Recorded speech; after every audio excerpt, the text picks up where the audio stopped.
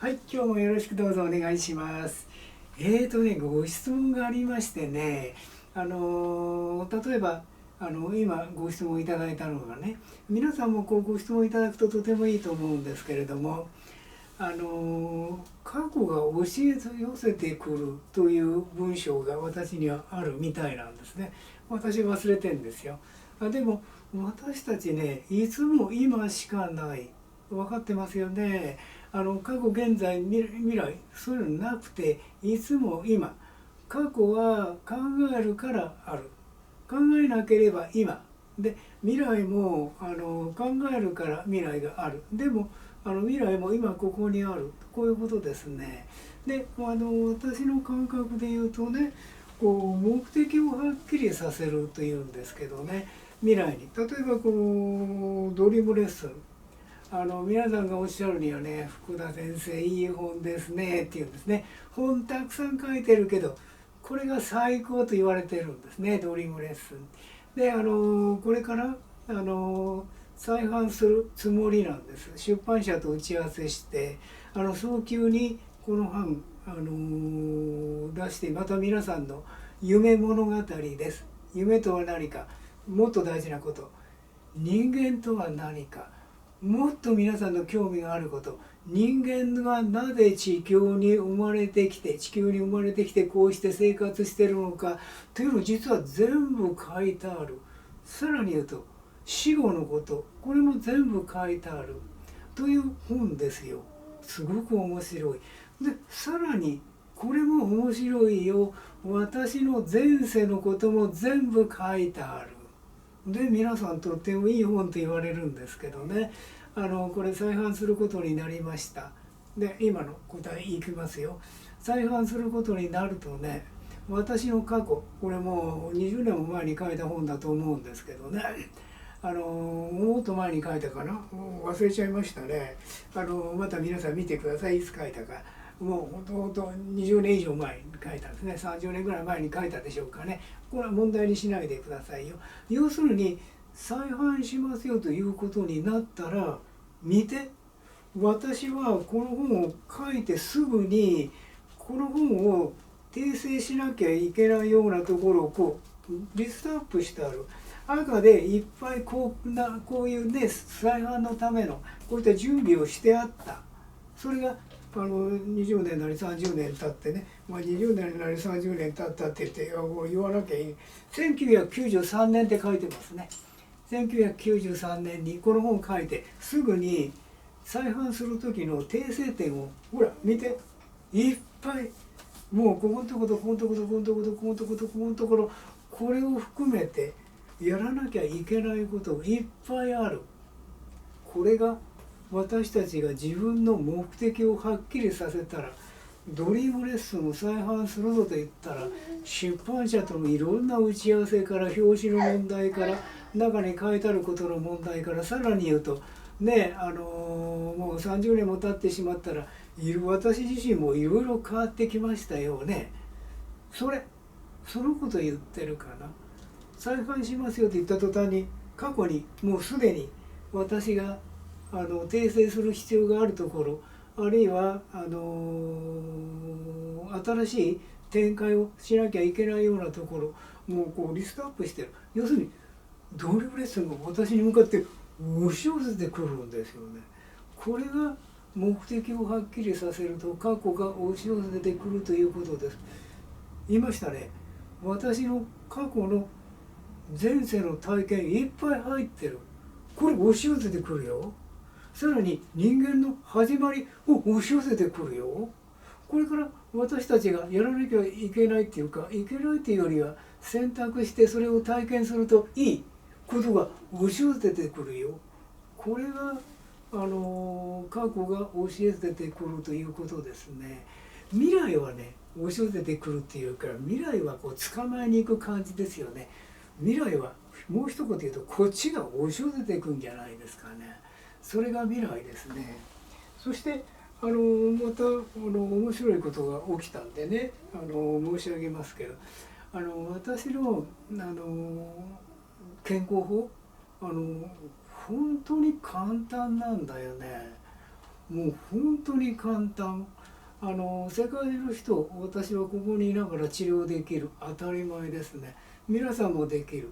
そのことをこう言うとね、言葉で言うとなんだか大それたことを私がしてるみたいな感じなんだけど、これが実に簡単ですよね。皆さんがただ私の話聞くんじゃなくて、私と一緒に同じスペースの中にいるとして、時間と空間がないからいるんですね。皆さんが例えばですよ、頭が痛い、肩が凝ってる、治すの簡単っていう、たまたま手に取ったのはウィッチヘーデルですね。これウィッチヘーデルっていうぐらいなもんだからね、不思議な魔法使いのあれですね。アストリンゼント、これも説明終わってると思うんですね。これ皆さんがそういった問題が起きて、それをね治すというよりね、素晴らしい体験をしたい。たった今人々のお役に立ちたいというと、これこうです、こうです、こうです、いいですね、こうしてほい、取れたんですよ。私が簡単な健康法っていうのはそうですよね。こうやって見て楽になったから、目的をはっきりさせて、それで過去が押し寄せてくれてる、これだよね。脳で治ったの言われても私分かんない。その方、皆さんですね、一人一人の過去が治るという選択をして、はっきり言って、肩こりなら肩こり、右と言ったら右だけ治ります、左と言ったら左だけ治ります。治るということがね、語弊があるんですけどね、健康になると、こういうことですね。このスムーズもそうですよね。こんな面白いものない。何度も申し上げてますけど、100年前にエドワード・ケイシーが自分の奥さんの肺がんなんてそうなるむやみやたらに治るもんじゃないんですよ。これを吸入するといいと言われてるんですね。吸入するってやってみせましたね、もうね。でこれもですね、実に簡単。何言ってるかというとね、タッチするだけで聞いてくれる。過去現在未来の人全部治すことができますね。私たちこうやってやりましたね。タッチってそれやるだけですよ。ちょっと変な格好をするかもしれません。私はこれを毎朝起きてきたら吸入する前にタッチしてるんです。タッチのやり方こうですね。はい、さっきやりましたね。こう。それから胸椎のね、上部胸椎タッチしていただいて、それからちょっと失礼で多分ねカメラに映らないと思うので、腰椎の4番とですね、尾椎の先端、もうこれもこうタッチしちゃうんですね、仙骨の部分。はい、これで今日もう風邪ひきませんよ。要するに風邪の、例えば風邪のひいてる方のそばにいても、私は風邪ひきませんよ。こんなものかな。だから私が喋るとややこしいんだけれども、やってみると実に簡単なことなんですよね。それでまた提案があるんですね。私の言葉ってなかなか通じないんですね。そこでこういうことを言ってる。この本に全部書いてありますよ。人間とは何かっていうところから出発してね、私たちは永遠を生きてる、生き生きした私たちみんなのこれからの体験を作る知恵と慈しみの働きなんですね。これなんかでも言葉で言うと長ったらしいんで、ご存知ですね。今と言ってる。今の中に全てがある。過去現在未来全部あるということですね。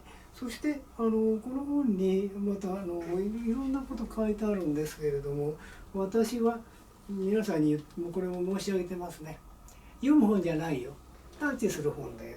ここいろんなタッチの仕方があるんで、また改めて言うよりね、簡単にこうしてタッチしてしまうとよく聞いてくれる。で超簡単健康法というんですね。で私皆さんに読む本じゃないよって今も言いましたね。読む本じゃないよって言ってるもんだから、私これ読んだことない、もう10年も前にね書いた本なんで読んでないんですね。読んでみたらね、なかなか面白いことを書いてある福田先生がですね、へえとこういう感じなんですね。ただちょっといろいろ変わってきたんで一つ申し上げますけれどね、この私どものこのオイルマッサージ用のオイルですね、江戸川慶氏は主としてオリーブ油とピーナッツ油ブレンドしたものというようなことを言うんですけどね、これも何度も説明してますね。江戸川慶氏の時代でも今の時代100年前でも今でもヨーロッパの家庭ではヨーロッパ人の家庭ではオリーブ油があるのが普通です。もっとも我が家にもありますけどね、素晴らしいオリーブ油売ってますね。それはともかくとしてですから一番簡単にオリーブ油とこう言ったんですね。それからピーナッツ油、ご存知ですね。アメリカ行ったら分かる。ピーナッツピーナッツピーナッツの国です。でピーナッツはピーナッツオイルはアメリカではべらぼうに安い。いや日本へ来ても安い。日本でピーナッツ油なんで作んないかというと高いからですよ。ピーナッツピーナッツピーナッツの国でもうねピーナッツの生産量ったらものすごい膨大な量ですよね。でオイルも安いとこういうことですね。でピーナッツ油とオリーブ油ブレンドしたものを一般的には勧めたとこういうことですね。で私は日本に住んでまして椿油が素晴らしいということを知ってた。で椿油ベースでオイルを作った。それからまた何十年から経っちゃってね椿油私のとこは伊豆七島の椿油使ってたんだけど入荷しなくなっちゃったんだよね。それからまた意識に聞いてそしたら意識が応えるには椿油もいいんだけれどもね米ぬか油がとてもいいよというんですね。で米ぬか油ベースにしたんです。ですから今はピーナッツ油とオリーブ油半々にしたもの、それから椿油これ今うちでは売ってません。でこの話しといた方がいいと思ってねこの新しく米ぬか油にしたの。そしてねこれ作ってる会社化粧品会社です。伝統のある化粧品会社ですね。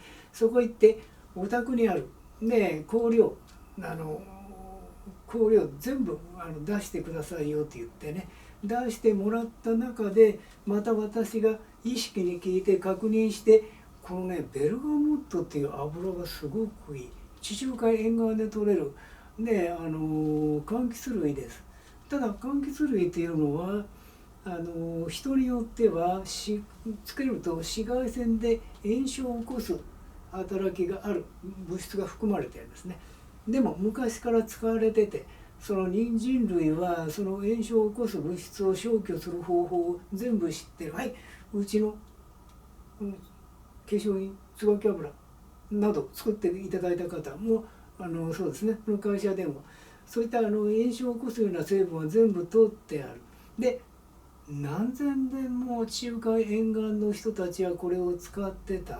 でこれがとてもいいと出るので私はそのベルガモットが入った香料が入った米ぬか油のオイルマッサージ用オイルこれも用意したんですね。そしたら不思議なことに何も言わないのに女性がすごく買ってくれるというふうに塗ってくれるんですよね。で皆さん元気になる。で調べてみたらこれ女性のものすごく効くんですよ。これ不思議なことに効くの。ただちょっと今のこの体制の中では私がこうやってマッサージをしますよっていうのをやって差し上げられないのでねこれは個人的に聞いていただいた方がいいかな。ですから女性の向きのオイルですね。これマッサージオイルでねこの本をね10年ぶりに読んでみたらそんなところがいっぱいあるんです。そしてさらに言うと私が皆さんに申し上げてかっこつけてますね。申し上げてるのあるんでね祝福を差し上げなさいよって言うんです。これ祝福ってここで祝福するんですね人間ってみんな。だから例えば国歌斉唱なんていう時にこんな具合にやらないですかね。日本の方はやるかな、やらないか知らない。帽子を脱いで帽子をここに当てるんじゃないですかね。を祝福してるんですね。ですから祝福しなさいよということは差し上げなさいよという。ところが皆さん、私の言葉なかなか通じない。今度は通じてね、差し上げるってね、自分が何か祝福を差し上げるんじゃないんです。私たちは祝福された存在です。祝福そのもの。もう一つ語弊がありますね。宇宙は全部祝福されてるの。で、知恵と慈しみの生き生き生きした私たちみんなのこれからの体験を作るね、今の働きが祝福そのものだから、ほら、それを自分を通して差し上げればいい。これも言いましたね。そういう差し上げてる人をチャネラーと言うんですよね。自分が通り道になっている。で、何回も言ってますけど、祝福差し上げるっていうのはこれですね。で、こうなんですよ。なかなか通じないんでね、また意識に聞いたの。そしたらね、人間とは何かというところで私説明してます。この本の中でも説明してますね。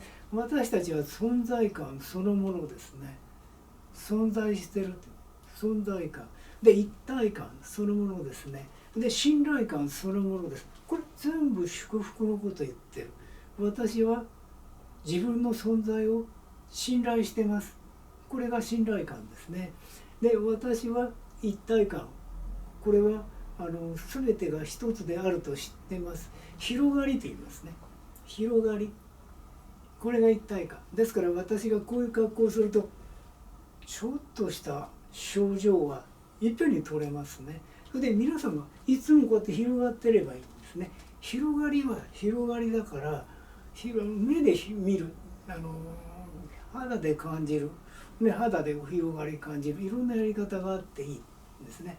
で、存在感、これね、祝福意識なんですね。その祝福が存在感、存在されて祝福されてる存在だから存在感っていうんですけどね、もう一つある江戸川慶子流なんですけどね、それが優しさですよね。で、優しさってね、祝福はここからこう来てこう来てこう来て感じましょうよっていうんですね。優しさはちょっと違うんです。胸椎の2番っていうんですけどね、このキューピーさん、胸椎の2番に羽が生えてるよね。キューピーさん、これも偶然じゃないかな。胸椎の2番、これ優しさなんだよね。キューピーは神様のお使い、ね、エンゼル、お使いですね。ですから神様っていうとなんかかしこまらなきゃいけないけど、キューピーだとね、かわいいね、キューピーかわいいかわいいかわいい。で、これがほら、かわいいかわいいかわいい、これが優しさですよね、優しさ。で、キューピーさんいろんな願い事叶えてくれる、これ優しさですね。羽がここに生えてる、覚えちゃってください。胸椎の2番、もう一言言うと2番3番4番5番6番なんですけれども、2番でいい。すごいよ、人生が変わるよ。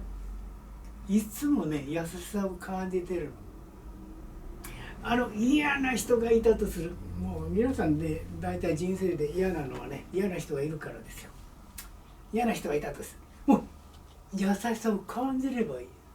もうキューピーさんみたいに羽でこう行けばいい。で、縦に横に前後に左右に上下に、これ優しさですね。これもう一言で言うとね、お母さんっていう感じ。皆さんやってみて、お母さんってどんな感じする？こんな感じしない？お母さんってこんな感じするんですかね。お母さんってこうかね。そうじゃない。これ優しさだよ。